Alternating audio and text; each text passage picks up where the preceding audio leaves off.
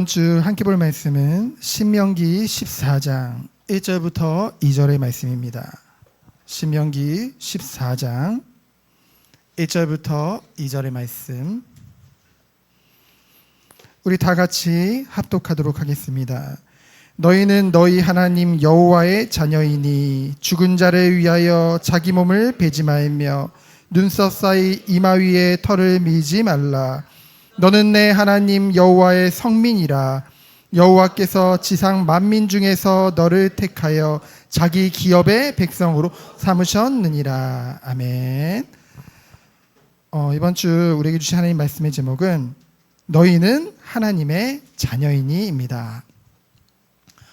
가정의 달 마지막인데요, 부부주일입니다. 이번 주 수요일이 저번 주 수요일이 부부의 날이었죠. 여러분 아시나요? 국가에서 정식으로 제정된 날입니다. 공휴일은 아니지만은 법정일이죠. 그래서 21일 둘이 하나 된 날이다 해서 이제 부부의 날인데요. 부부는 사실 굉장히 중요하죠. 그렇기 때문에 가정의 달 마지막에 있는 것 같습니다. 결국은 모든 사회의 기본이 바로 가정에서부터 시작되잖아요. 근데 그 가정의 시작이 바로 부부에게서 시작되는 거죠. 그래서 건강한 사회를 위해선 가정이 건강해야 되고요. 가정이 건강하려면은 부부가 건강해야 됩니다. 그래야만 다음 세대, 우리 자녀들도 건강하게 된다는 것이죠. 그래서 그 모든 것에 토대가 되고 기초가 되는 것이 바로 건강한 부부관계에 있는 것입니다. 그래서 첫사람 아담에게 하나님이 돕는 배필을 주셨죠. 거기서부터 가정이 시작된 것입니다. 그러면 여러분들이 이 중에서 결혼을 하신 분들은 이제 이 부부가 오래 살수록 계속 보이는 것이 있습니다. 여러분 뭐가 보이나요? 사랑이 보이나요? 은혜가 보이나요? 사랑이 보이고 막 뭔가 그렇다고 한다면은 여러분이 아직 결혼을 안 하신 분들이 그렇게 생각할 수도 있고, 결혼하면은 계속 보이는 게 뭐냐면은 바로 상대의 허물이 보입니다. 근데 세상의 관계는 어떤가요? 예를 들면은 여러분이 동업자가 있어요. 세상 일을 하는데 동업자의 허물이 보입니다. 부족한 부분이 보여요. 너무 그런 부분이 보이면은 여러분 어떻게 할 겁니까? 결국 내가 손해잖아요. 그러면 그 관계는 정리하겠죠. 그러나 부부 관계는 그렇지가 않습니다. 세상 사람들은 그래요. 뭐 살다 보면은 무뎌지는 거지, 뭐 그냥 참고 사는 거지라고 하는데요. 성경적인 부부 관계는 그런 관계가 아닙니다. 허물이 보임에도 불구하고 그 서로의 허물을 안고 손을 잡고 계속 갈 수 있는 것이 바로 그리스도 안에 있는 부부관계라는 것이죠. 그래서 그 사랑이 더 깊어지는 것입니다. 그것이 어찌 가능할까요? 사람은 이기적인데 바로 하나님이 짝져 주셨기 때문에. 우리는 숙명론을 믿으면 안 돼요. 내가 어떻게 만나든, 이제 결혼을 앞둔 분들, 결혼을 놓고 기도하는 분들은 생각해 보세요. 뭔가 하나님이 딱 예비해 둔 사람이 있어서 어떻게 하든 그 사람과 무조건 만나게 된다. 그걸 숙명론이라고 합니다. 하나님은 우리에게 숙명론을 주시지 않고 예정론을 주셨거든요. 그래서 우리가 기도 안에서, 하나님의 은혜 안에서 믿음으로 이제 그 관계를 만나게 되어지는 것이고 이어지게 된다는 것이죠. 그래서 우리는 그 은혜 안에 있음을 확신하는 것이 먼저 중요할 것입니다. 허물과 죄로 죽었던 우리를 살리신 그 예수 그리스도의 사랑으로. 왜 하필 나에게가 아니라 이래서 나에게 하나님이 붙여주셨구나. 그래서 그리스도 안에서 부부는 멋진 거예요. 그래서 세상 사람들이 상상할 수 없는 부부 관계가 그리스도 안에 있는 것입니다. 그래서 믿지 않는 자들이 봤을 때는 말도 안 되는 그런 관계가 바로 그리스도 안에서의 관계라는 것이죠. 그래서 멋지고 본이 되는 거예요. 이 모든 것을 가능하게 하는 것은 먼저 우리 자신이 하나님과의 관계가 회복되어지고 깊어질수록 이 부부관계는 더욱더 깊어지고 사랑이 충만할 수밖에 없다는 것이죠. 그래서 우리가 그러한 것을 마음에 품고 우리 자신이 이 은혜 가운데 들어가고 우리 오고 오는 우리 다음 세대들이 이 축복의 이 결혼을 그 관계를 할 수 있도록 여러분이 기도해 주시기 바랍니다. 오늘 신명기 14장의 말씀은 하나님이 우리에 대한 분명한 정체성과 하나님의 백성으로서의 그리고 그에 따르는 삶 그리고 그 삶을 누리는 공동체가 지향할 점에 대해서 분명하게 말씀하고 있습니다. 그래서 첫 번째로 너희는 하나님의 자녀이니 1절부터 2절의 말씀이죠. 이 문장에 우리를 부르심과 정체성이 담겨져 있습니다. 너희는 너희 하나님 여호와의 자녀이니 라는 것은요, 이제 약속의 땅 가나안에 이제 이스라엘이 들어가게 되어지겠죠. 근데 그 땅에는 수많은 유혹들이 기다리고 있습니다. 그때 놓치지 말아야 될 것, 바로 너희는 너희 하나님 여호와의 자녀라는 것이죠. 정체성입니다. 그러면서 1절에 보면은 이제 이방의 애도법에 대해서 나오죠. 이제 사람이 죽었을 때 이 가나안 땅에 있는 이방 민족들은 어떻게 했냐면요, 스스로 자해를 했어요. 그리고 눈썹 사이에 미간을 밀었습니다. 이거는 물론 너무 슬퍼서 그렇게 할 수 있죠. 근데 애도의 의미만 있는 것이 아니라 죽은 자에 대한 숭배의식과도 연결된다는 것이죠. 우상숭배로 연결되는 것입니다. 그거는 하지 말라는 거예요. 왜요? 너희는 여호와 하나님의 자녀이기 때문에. 우리가 세상에서 보면은요, 당연하다 말하는 것들이 참 많습니다. 그러나 우리가 그것에 따라가지 않는 이유는 뭐예요? 하나님이 우리를 먼저 구별하시기 때문에, 하나님이 우리들을 자녀 삼아 주셨기 때문에. 그래서 너는 내 하나님 여호와의 성민이라 라고 2절에 말씀하고 있죠. 여호와의 라는 뜻은요, 두 가지 의미를 담고 있습니다. 여호와의 것이라는 것은 우리가 하나님의 소유라는 것이죠. 그렇기 때문에 두 번째로 뭐예요? 오직 여호와께 우리의 모든 삶이 향하여 있다는 것을 말씀하고 있습니다. 오늘 2절에 보면은 내 하나님 여호와의 성민이라 그러면서 뭐라고 했어요? 여호와께서, 우리를 택하신 분이 누구래요? 여호와 하나님이래요. 그 여호와 하나님은 누구예요? 천지를 창조하시고 지금도 우주 만물을 다스리시고 통치하시는 그 하나님이거든요. 그 하나님이 우리의 아버지라는 것이죠. 그 하나님께서 실수가 있겠습니까? 실수할 수 없죠. 부족할 것이 있겠습니까? 부족할 거 없습니다. 그 하나님께서 뭐래요? 지상 만민 중에서 너를 택하여. 이 지상에는요, 얼마나 많은 사람들이 살고 있습니까?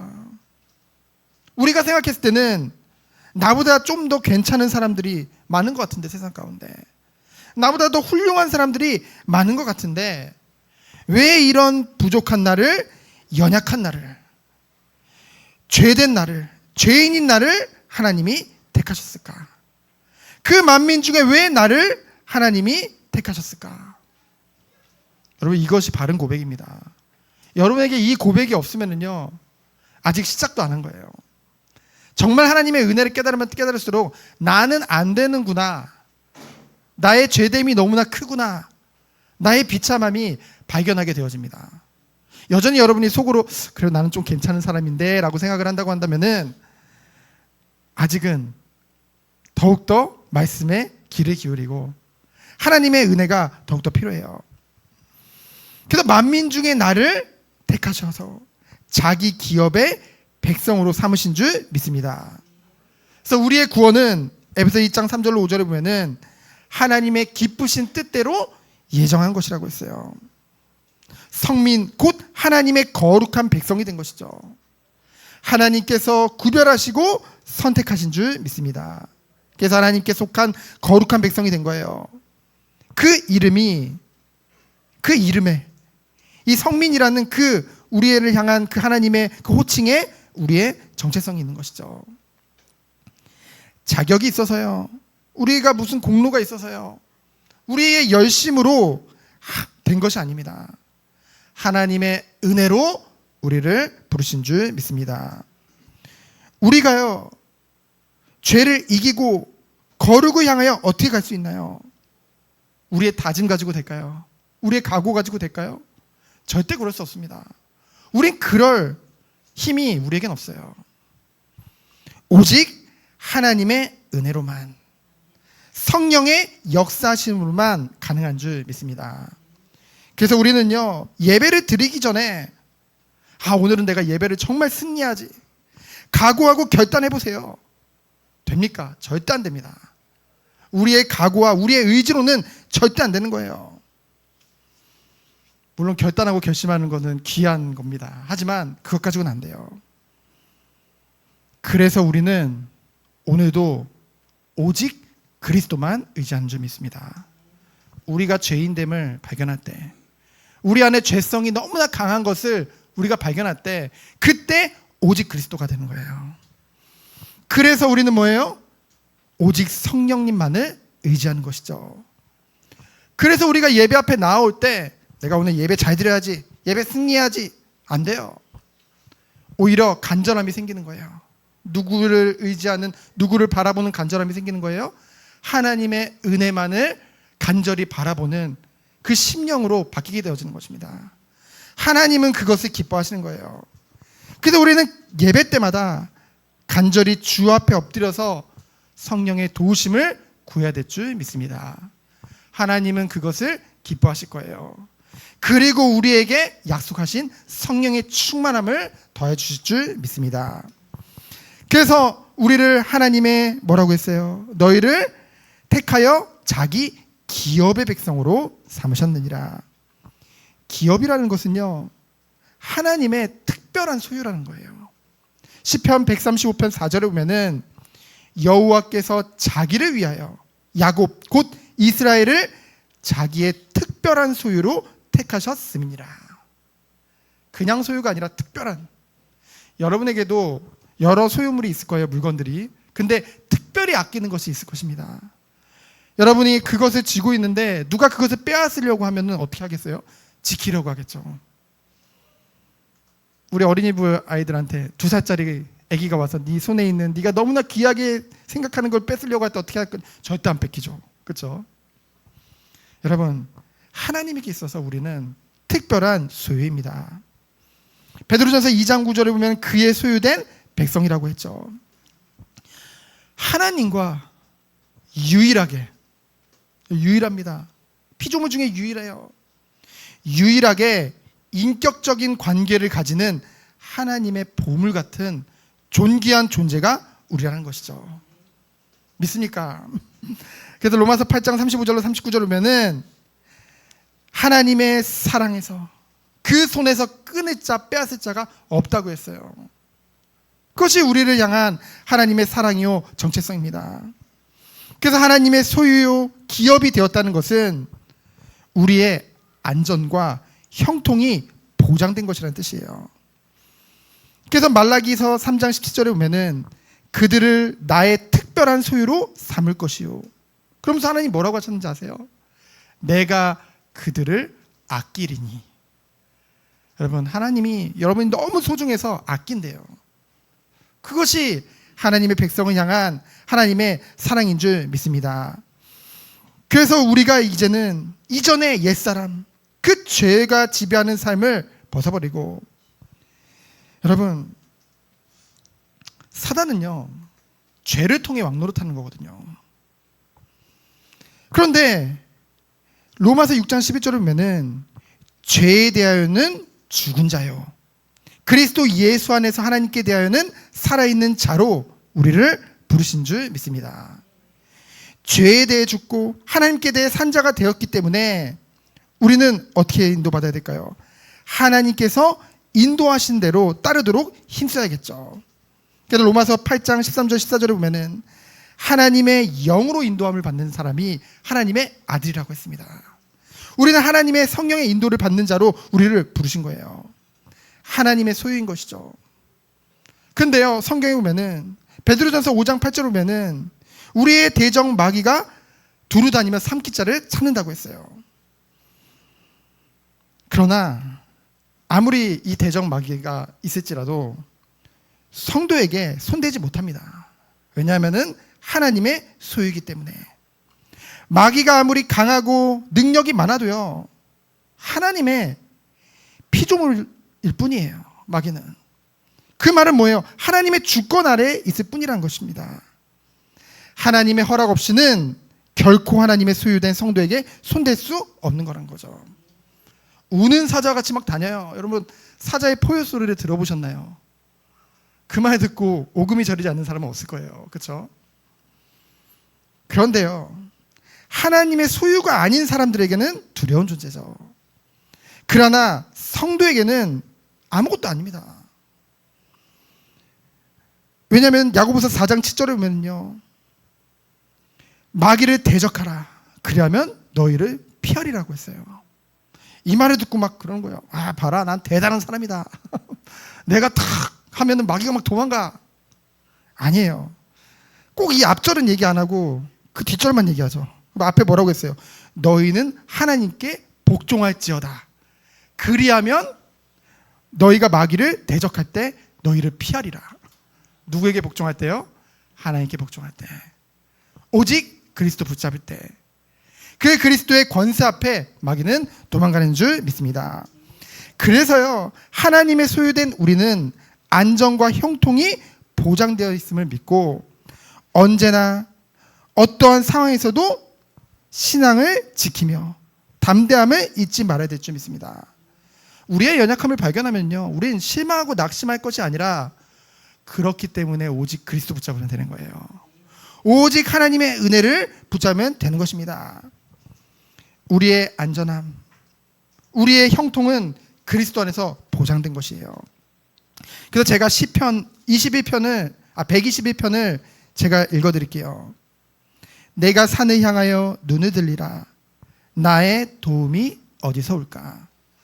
나의 도움은 천지를 지으신 여호와에게서로다.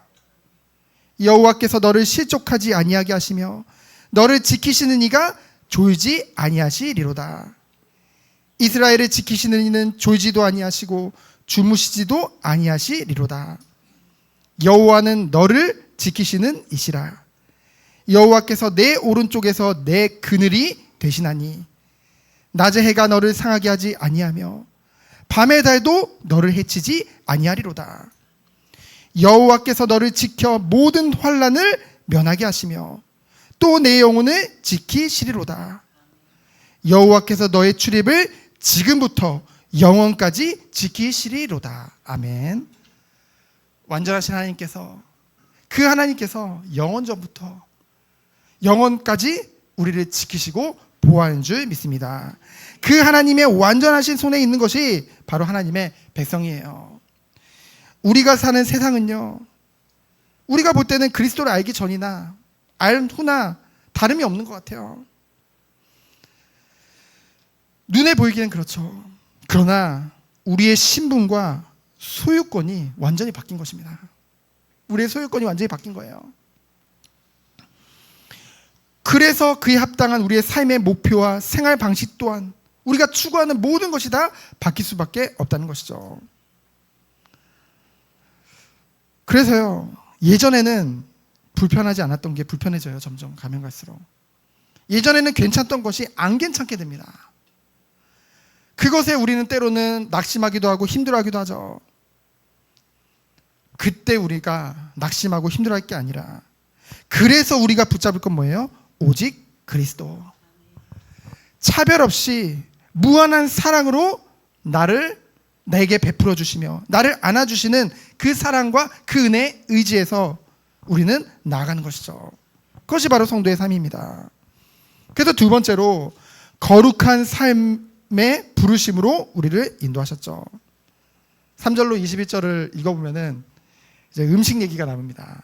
뭐 정한 음식, 부정한 음식 나오죠. 사실 이 음식에 대한 규례는 이 신약 시대에 폐지되었습니다. 사도행전 10장에 나오죠. 그리고 마가복음 17장 19절에 보면은 신약 시대에는 폐지되었지만은 그 정신은 유효하다는 것이죠. 하나님께 속한 자는요, 모든 영역에서 뭐예요? 거룩을 실천하는 거예요. 질서 있게 행하라는 것이죠. 여러분, 인간에게 생존에 있어서 음식은 필수적인 거잖아요. 그래서 음식을 예로 든 것입니다.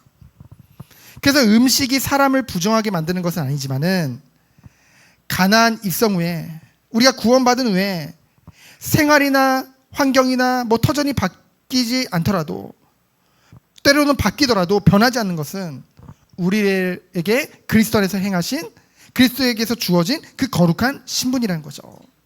그에 합당한 삶을 추구하라는 것입니다. 그래서 우리가 먹고 마시고, 우리가 소비하고, 여가 활동을 즐기고, 삶의 전반에 있어서 하나님의 뜻인 거룩을 추구하라는 거죠. 그래서 여러분이 먹지도 말고, 가지도 말고, 즐거움도 추구하지 말고 그 말을 하는 게 아니에요. 어느 곳에 있든지 무엇을 하든지 우리는 구별된 하나님의 백성이라는 정체성을 놓치지 말라는 것이죠. 하나님의 무한하신 그 사랑과 그 은혜 가운데 우리가 있음을 놓치지 말라는 것입니다. 그래서 에베소서 5장 18절에 보면은 술 취하지 말라, 이는 방탕한 것이니 오직 성령으로 충만함을 받으라. 여기서 중요한 것은요, 술 취하지 말라는 것보다 더 중요한 것이 성령의 충만함을 받으라는 거예요. 여기서는 음식을 얘기하는 것이 아닙니다. 성령의 충만함을 받지 아니고서는요, 성령 아니고서는 우리는요, 우리의 죄성을 이길 수 없음을 우리는 인정해야 돼요. 거기서부터 하나님의 은혜와 오직 그리스도가 되는 것입니다. 여기서 술은요, 실제 술도 말하겠지만은 옛 체질, 옛 우리의 본성을 말합니다. 여러분, 우린 인정해야 돼요. 우리는요, 보면은 겉으로는 다 안 그런 척 하지만은 전부 악합니다. 죄성을 다 가지고 있어요. 하나님을 마음에 두기 싫어하고 정과 육을 따를 수밖에 없는 그런 육신의 한계 가운데 있습니다. 그래서 이 육신을 가지고 있는 동안 완전 성화는 어렵습니다. 그러나 성화되어져 가고 우리가 언제요? 이 육신을 벗고 주님 재림하시는 그날 다시 부활의 몸을 입고 완전한 영화로운, 죄가 없는 영화의 그 축복 속에 들어가는 것이죠. 그래서요, 우리는 성령이 아니고서는 이 죄성을 이길 수 없음을 알고요, 그렇기 때문에 우리는 이 죄성을 끊임없이 부추기는 그 세상 것에 취하지 말라는 것입니다. 오직 성령의 충만을 사모하라는 거예요. 성령을 의지하고 그 도우심을 구하라는 것이죠.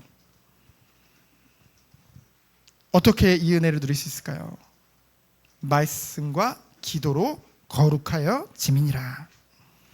그래서 21절 말씀에 너희는 너희의 하나님 여호와의 성민이라. 다시 한번 결론적으로 얘기를 하고 있죠. 이것을 절대로 놓치지 말기를 축원드립니다. 우리는 불신자를 떠나서는 살 수 없어요. 같이 살고 있잖아요, 이 세상 가운데. 그런데 우리는 분명한 것은 겉으로 봤을 때는 똑같아 보일지 모르지만은 분명한 하나님의 구별됨이 있습니다. 그 은혜가 우리에게 나타내길 축원드립니다.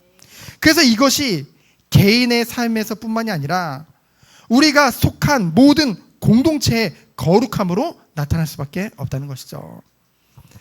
그래서 22절로 29절을 보면은 11조와 나눔의 실천에 대해서 말씀하고 있습니다. 우리가 정말로 우리가 하나님의 백성이라는, 자녀라는 그 정체성을 가지고요, 우리가 어떠한 공동체에 속하게 되어질 때 그 공동체가 추구하는, 지향하는 그 지향점이 달라질 수밖에 없다는 것입니다.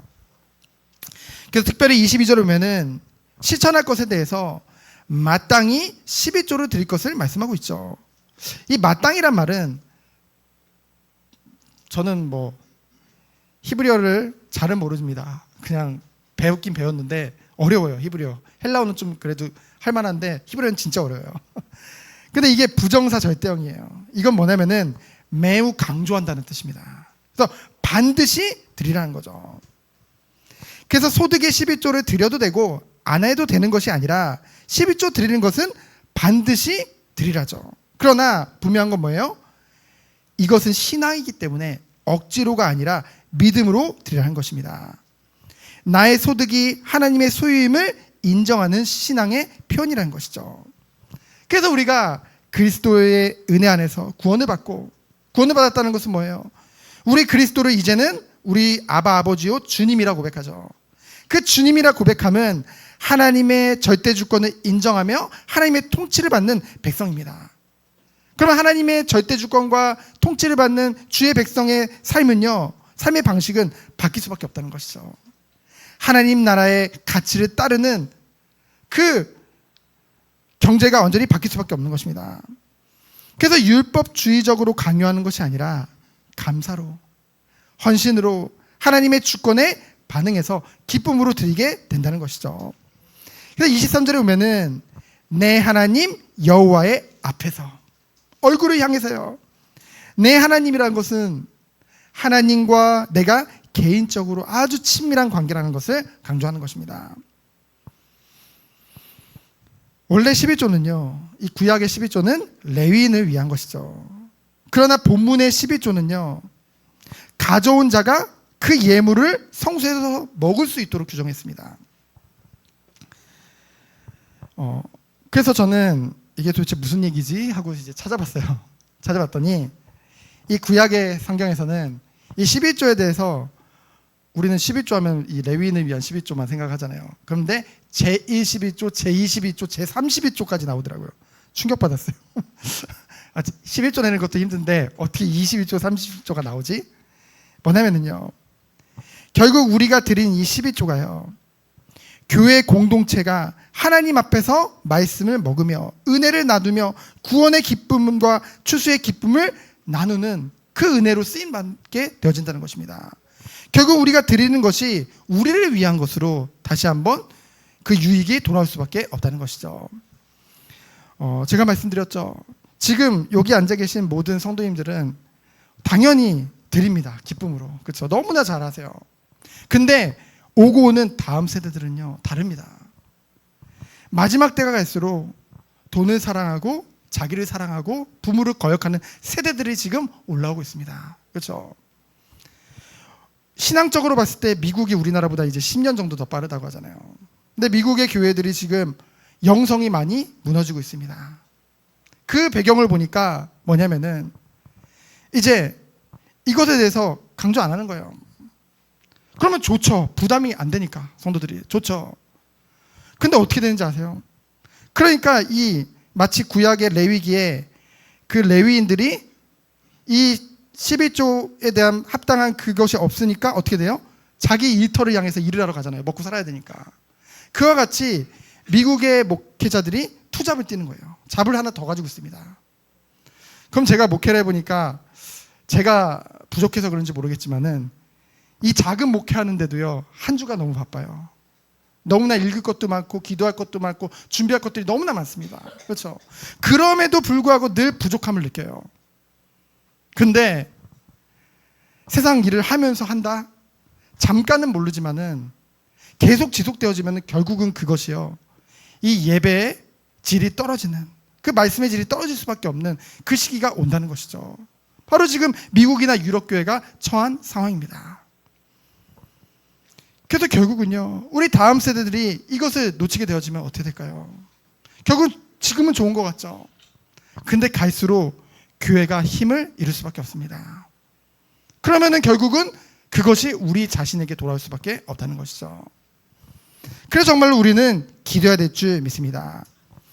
그래서 결국은 우리가 이 레위인이 위에서 드리는 제2 11조와 구분해서 이 드린 것에서 또한 11조를 제2 11조로 드려서 뭐로 사용하는 거예요? 성소의 축제용으로 사용하는 것. 그것이 오늘 본문의 말씀입니다.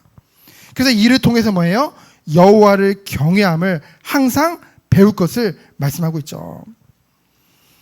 그래서 우리는요, 하나님을 경외한다는 것은 모든 것 가운데 하나님 앞에서 행한다는 거예요. 우리는요, 하나님을 떠나서 할 수 없잖아요. 그렇죠? 맞잖아요. 그럼 우리가 뒤에서 하는 일이든 앞에서 하는 일이든 우리 생각 속이든 하나님은 모든 것을 알고 계십니다.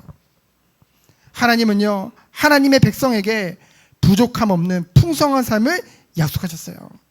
그 모든 것을 위해서 하나님을 경외하는 것을 배우라고 말씀하고 있는 것입니다. 그래서 우리는요, 이 예배가요, 의무가 아닌 축제가 되어졌으면 좋겠어요. 오늘 25절 말씀을 보면 하나님께서 배려를 해주시죠. 이제 이 성소에도 너무 먼 자가 어떻게 하래요? 올 수가 없으니까 이 시절에는 딱 한 곳만 정해놓고 거기서만 드려야 됐잖아요, 성소에서. 그러니까 어떻게 하래요? 그 12조를 팔아서 현금으로 바꿔서 네가 원하는 것, 마음에 즐거운 것을 해서 함께 그것으로 음식을 사고 그것을 먹고 마시면서 즐거워하도록 허락하셨습니다. 그래서 이 예배라는 것은요, 우리가 하나님 앞에 의무적으로 드리는 것 같지만은 결국은 하나님의 은혜에 감사해서, 그렇다고 막 내 마음대로 드리라는 것이 아니라 질서 있게 기쁨으로 드려지는 것, 그것이 바로 예배의 축복인 줄 믿습니다. 그래서 느헤미야 8장 10절에 보면은 여호와로 인하여 기뻐하는 것이 하나님의 백성의 힘이라고 했어요. 여러분이 이 예배 때 와서 힘을 얻고 싶습니까? 그럼 어떻게 해야 될까요? 여호와를 기뻐하면 돼요. 이 예배가 기쁘고 즐거우면 되어지는 것입니다. 그러면서 뭐라고 했어요? 내 성읍에 거주하는 레위인과 또한 성중에 거류하는 객과 및 고아와 과부들, 이것은 어쩌면은 그 사회의 약자들이죠. 그러한 자들을 어떻게 해요? 마음에 품고 돌봐서 서로 먹고 배불러서 함께 영광 돌릴 것을 말씀하고 있습니다. 그래서 마태복음 22장 39절 보면은 예수님이 말씀하셨죠. 내 이웃을 내 몸같이 사랑하라. 결국은요, 우리가 어떠한 존재인지 알고 우리의 삶 가운데 이 거룩을 추구할 때 우리가 속한 공동체마저도 우리만을 위한 공동체가 아니라, 이기적인 공동체가 아니라, 오직 자신만을 위한 공동체가 아니라 자신과 동일하게 하나님의 형상을 따라 이웃도 자신처럼 돌보는 그 은혜 가운데 들어가게 되어진다는 것입니다. 그래서 내가 속한 이 모든 공동체가요, 정말 주님이 가르쳐주신 계명, 이 율법을 예수님이 완성하셨잖아요. 완성하시고 우리에게 주신 계명이 있습니다. 뭐예요? 하나님을 사랑하라. 그래서 또 뭐래요? 이웃을 사랑하라. 이 약속의 두 계명을 통해서 우리는 율법을 완성하신 그 예수님이 통해 하나님이 원하시는 그 뜻을 이루며 오직 하나님께 영광을 위한 삶을 살 수 있게 되어진다는 것입니다. 그래서 우리가 우리 교회에서 작지만 우리가 드리는 이 선교원금이, 매달 드리는 선교원금이 저 인도 찰사라는 지역에, 그 낙후된 지역에 쓰이고 있어요. 그렇죠? 센터를 운영할 수 있는 한 달 운영 경비로 쓰여집니다. 그래서 정말로 우리가 내년에는 기도하면서 이 센터에 지금 한 그 청년을 이제 신학교에 보내가지고 이제 훈련시키고 있거든요. 그 비용도 우리가 정말로 대야겠다. 그러니까 되게 부담되죠. 근데 뭐 얼마 안 하는 건 아니지만은 솔직히 말하면 얼마 되지 않습니다. 왜냐면은 그 친구의 교육비와 그리고 그것을 위한 기숙사비, 학식, 그거 다 되는 게 한 달에 10만 원이에요. 그러니까 우리가 성도님들이 여기서 5천 원씩만 더 하면은 어떻게 되는 거예요? 그 센터를 온전히 우리가 책임지고 그 미래까지 준비할 수 있는 그 힘이 된다는 것이죠. 그래서 선교사님 한 분을 보내는 것도 너무나 귀하지만은 정말 우리가 NGO를 통해서 정말 이 낙후된 지역에 정말로 그런 자들을 돕고, 그곳이 원래는 완전 힌두권과 그리고 또 모슬렘이 굉장히 세서 기독교가 결코 들어갈 수 없는 땅이래요. 근데 자발적으로 주일학교가 생기고 자발적으로 이렇게 하나님이 전도의 문을 열어가는 것을 우리는 보게 되어지거든요. 우리의 작은 기도와 열매가 그렇게 맺어가는 줄 믿습니다.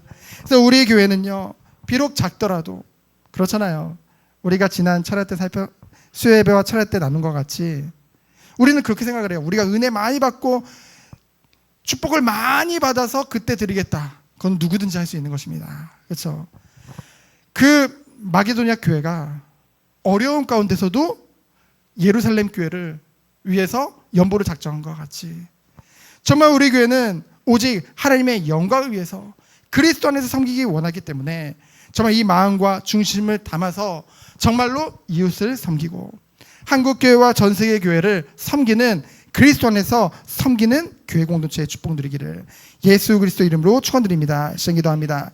하나님 감사합니다. 오직 하나님의 영광을 위한 우리 교회 될 수 있도록 주께서 축복하여 주옵소서. 살아계신 예수 그리스도 이름으로 기도합니다. 아멘.